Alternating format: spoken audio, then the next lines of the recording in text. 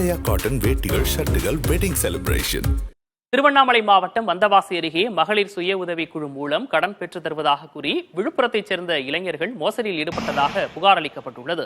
விழுப்புரத்தைச் சேர்ந்த சுரேஷ், கார்த்திக் ஆகிய 2 பேர் மகளிர் சுய உதவிக்குழு மூலம் கடன் பெற்றுத் தருவதாக கூறி வீரம்பாக்கம் பகுதி மக்களிடம் நோட்டீஸ் விநியோகம் செய்துள்ளனர். இதையடுத்து தொலைபேசி வாயிலாக அப்பகுதி பெண்களை தொடர்பு கொண்டு பேசியுள்ளனர்.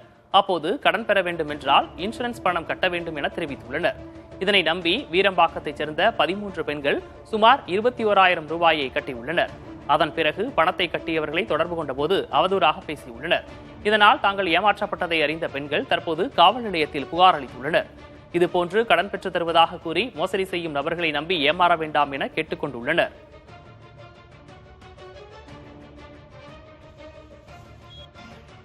₹1,20,000 கொடுக்குறோம், மாசம் 4,600 ரூபாய் கட்டணும் நீங்க அப்படின்னு சொன்னாரு. சரின்னு சொல்லிட்டு நாங்க எல்லாம் சேர்ந்து ஆளுக்கு 1,640 ரூபாய் டெபாசிட் பண்ணோம். எல்லா காசும் சேர்த்து எடுத்துன்னு வந்து அக்கௌண்ட்ல போடுங்க. அந்த அக்கௌண்ட் பேர் அம்பிகான்னு வந்துச்சு.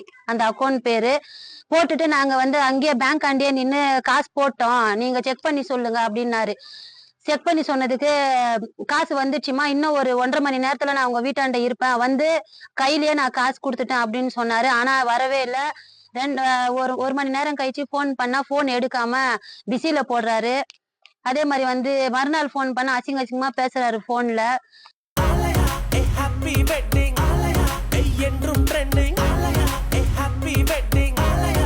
ஆலயா காட்டன் வேட்டிகள் ஷர்ட்டுகள் வெட்டிங் செலிப்ரேஷன்.